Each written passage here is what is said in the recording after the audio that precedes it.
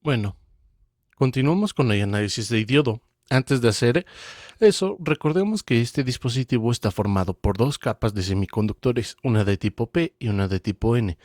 Y el símbolo esquemático que encontraremos será el siguiente. La terminal de la izquierda corresponde a la capa P, se le llamará anodo. Y la terminal de la derecha corresponde al diodo, se le llamará catón. El diodo, lo que se conoce como el propósito general que comúnmente se encuentra en fuentes de alimentación, tiene esta fotografía. La banda vertical, en color gris, siempre representará para eliminar el dato los modelos de diodo. Estas son propuestas que buscan mostrar el comportamiento que tiene un diodo cuando se incluye a un circuito eléctrico o electrónico. De hecho, inclusión de diodo dentro de un circuito con un resistor y una batería en este caso hace que sea un circuito electrónico. Presentaremos tres modelos de aproximación: el modelo ideal y el modelo práctico y el modelo completo. El modelo ideal, el modelo ideal, centrémonos en la imagen de la izquierda.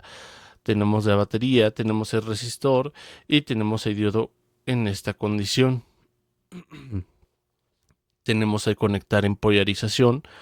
Bien, eso que representa, bueno, veamos el equivalente ahora. Veamos que se ha suscitado por un cortocircuito, es decir, un interruptor cerrado, lo que nos da a entender que la conducción de corriente a través del dispositivo en este modelo para esta conexión se traduce en un paso de la corriente libre a través de esta malla.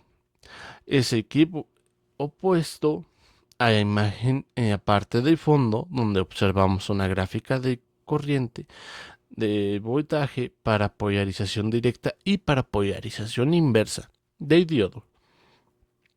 Recordemos que la corriente es la variable dependiente para P, dependiente de quién, de la otra, que es el voltaje mayor voltaje, es el mayor voltaje. No hay nivel de corriente y viceversa. Sobre dos ejes aparecen dos líneas en gris, una sobre el eje positivo de las 10 y otra sobre el eje negativo de las X. Veamos la que está en el circuito delante. Esta gráfica supuesta sobre dicho eje corresponde a la corriente que fluye a través de todo cuando éste se polarice en directo. Este comportamiento representado a través de la gráfica nos indica dos cosas. Uno, que la corriente es libre a través del dispositivo, como es que se había mostrado con un interruptor, con un switch cerrado o con un cortocircuito. Y la otra es que si nosotros miramos el voltaje entre las terminales, el diodo, no mediríamos una cantidad de potencia, lo que nos da a entender que no hay disipación de potencia en esta condición. Y para este modelo de diodo, veamos a la imagen que intentará presentarnos lo que podemos ver acá: el flujo de corriente a través de un diodo y por ende, por consecuencia, a través del circuito es cero. En la aproximación que tenemos en la última imagen de la derecha, podemos ver que el diodo se intercambia por un circuito abierto. Como se entiende, no hay circulaciones de corriente cuando se tiene hora. Esas inversas, si nos vamos a la gráfica de corriente y el voltaje, vemos que ahora la línea gris que representa el comportamiento de diodo en polarización inversa está supuestamente es paralela al eje de las X. En esta podremos ver que son los que vemos que esa superposición de la línea sobre el eje de las X negativo nos dice que no hay circulación de corriente, aun cuando se aplique cualquier nivel de voltaje. La segunda aproximación del modelo práctico, vemos la imagen que está para el lado izquierdo. Si comparamos este circuito con el diodo ideal con el que se representó en el modelo ideal, la única diferencia que observamos es que ahora aparece una fuente al lado del interruptor que había considerado para ese modelo. Recordarnos que esta aproximación es lo que busca es llegar a comportamiento real que tiene este disco. diodo que represente esta fuente que aparece a la izquierda. El interruptor inicialmente vemos que tiene una polaridad que es contraria a la de una fuente. De polarias sería la fuente para alimentar el circuito a que va a provocar la circulación de la corriente. Eso de inicio nos dice el efecto que tendrá un eje sobre el voltaje total que va a reducir la caída de tensión a través del registro. En términos prácticos, esta fuente representa un voltaje que se tendrá que superar a través de las terminales del para que se pueda lograr la conducción de corriente a través del circuito. Si bien esta fuente de polarización representa el esquema de una fuente fija, lo que nos dice que esta fuente de polarización debe ser mayor al voltaje de esto para que pueda circular corriente a través del mismo. Vemos a la gráfica del diodo que está en el lado derecho de la imagen en el primer cuadrante, donde ya hemos mencionado que se pierde una región de por extracción directa. Se observa que mientras no se supere el voltaje de polarización del diodo, que también se conoce como voltaje de umbral, el caso de los dos de silicio es de aproximadamente 0.7 volts. No existirá conducción de corriente a cables de diodo. Está limitada evidentemente a la conducción de conciencia a través de todo el circuito una vez que se alcanza este voltaje de umbral. En sus finales el flujo de corriente a través del circuito. Es decir, recordando que este valor depende de la resistencia de carga. Ahora veamos la imagen de la derecha para poder analizar lo que sostiene polares e inversa. Si recapitulamos y recordamos la imagen que aparecía para dicha polarización en el modelo ideal, nos damos cuenta que es que el circuito decidente aparece esa fuente de polarización, aparece un resistor de carga y aparece el diodo moldeado con un circuito abierto en el cual, independientemente del voltaje de polares, son las corrientes que van a cero. Veamos la gráfica y veamos que cuando se polariza para voltajes negativos es realmente la formación inversa, la cual o las gráficas estas superen por estar sobre el eje negativo de los voltajes, aunque no da a entender nuevamente que independientemente que se incremente el voltaje a través de las terminales de diodo cuando se encuentra en polarización inversa, la corriente va a ser nula a través del dispositivo importante. Puede ser a través del circuito para poder terminar el análisis del modelo práctico. Es necesario establecer los parámetros eléctricos del diodo. Inicialmente, de recordar que el voltaje en directa no aparece entre las terminales de Newton.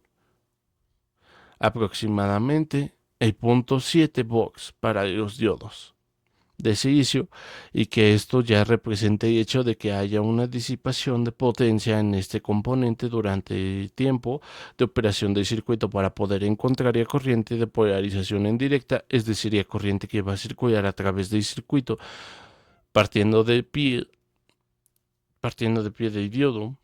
Ese resto se encuentra en serie, se utiliza en las leyes de Newton. Y vamos a aplicar las primeras, donde vemos que la suma de los voltajes o de las caídas de potencia en el diodo y en el registro de carga son iguales al voltaje de presencia. Lo que podemos decir de la siguiente manera: el voltaje de poder son menos las caídas de tensión, y los dos componentes del escéptico al hacer destacar también que el voltaje en el registro de carga es igual a la corriente en directa por los dos componentes en serie y el valor que tiene ese resistor, que ahora se despeja esta ecuación y la corriente en directa. Entonces podemos encontrar que el voltaje de proyección menos el voltaje en directa, este voltaje, recordemos, es el voltaje que aparece en las terminales, Y lo dividimos sobre el valor del resistor de carga, entonces podemos encontrar la corriente a través del circuito que pasa a la polarización inversa. Recordemos que es en esta aproximación, aún siendo el modelo práctico, la corriente de inversa es igual a hacer el flujo de corriente ni a través del diodo ni a través del circuito, y también el voltaje inversa a es igual al voltaje de la fuente, porque podemos argumentar esto porque el diodo, comportándose como un circuito abierto, representa un gestor muy grande. Por regla del divisor de voltaje, sabemos que prácticamente todo el voltaje de la fuente va a verse o va a aparecer entre las terminales de ellos, y la última aproximación se conoce como el modelo completo de Joule. En este caso, se observan efectos que representan el diodo real, lo que no se ha visto ni en el modelo ideal ni en el modelo práctico. Observemos la imagen que está a la izquierda. Normalmente tenemos el circuito o una fuente o un resistor de carga, la corriente circulando a través del circuito, y en referencia al modelo práctico. Observemos también esta caída de tensión que existirá a través de las terminales de ion. Y el interruptor cerrado, adicionalmente veamos una resistencia denominada o denotada como RD, que es una resistencia dinámica. Esto en polar y para poder irse no inversa, nuevamente vemos a la fuente que vamos a registrar de carga y vemos el interruptor abierto, y también vemos de con Eris, que representa la resistencia en inversa. Si bien en este modelo sin inicia resistor y tiene un valor grande. Y la realidad es que puede permitir una circulación de corriente a través del circuito, aun cuando en el modelo práctico esto no sucedía. Pero vamos a la gráfica para poder definir de una forma más apropiada la polarización directa. Como ya hemos visto, para el modelo práctico ha sido un voltaje de encendido para que todo pueda conducir, para que se active, para que la corriente pueda circular a través de él. Como se había mencionado en los modelos anteriores, esta corriente es libre a través del dispositivo, aun cuando hay una disipación de potencia en él. Sin embargo, dependiendo del proceso de fabricación y del material de que ha hecho el diodo, esta curva tendrá diferentes representaciones. De hecho, en esta imagen se observa que la pendiente tiende a incrementarse conforme a los voltajes de población se va incrementando. De alguna manera, los podemos entender como un incremento en la resistencia del dispositivo, y por eso la necesidad de que aparezca una resistencia dinámica estará, como ya lo he mencionado, en función del proceso de fabricación.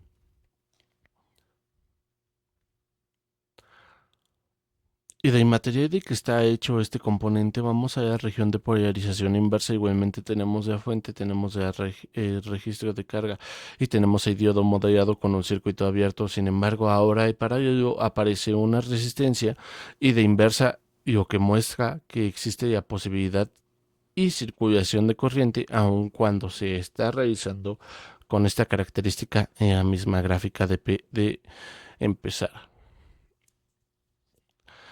Vemos en este comportamiento y vemos cómo existe un desplazamiento de la curva de colección en inversa que se aleja del eje negativo del voltaje. Si bien está corriendo, toma valores muy pequeños. Pondremos un ejemplo. La realidad es que existe esa circulación de corriente y que de alguna manera no da a entender que aún esta condición puede haber circulado de corriente que suceda con los parámetros eléctricos en este modelo. Se define cuando el voltaje directo es el voltaje de diodo, y la corriente indirecta, que la corriente circula a través de toda la caída de potencias entre las terminales de diodo. Ya es algo que parece que para un servicio de 1.7 volts, ahora se añade en este modelo otro término que está relacionado por una resistencia dinámica que se representa en esta aproximación con la corriente también indirecta. Si vamos a la definición de esta corriente directa, inmediatamente veremos un caso similar al modelo que la resta del voltaje de la 2. 0.7 volts y todos estos videos sobre la resistencia de carga. Sin embargo, ahora se añade el término de la resistencia dinámica, aunque normalmente los parámetros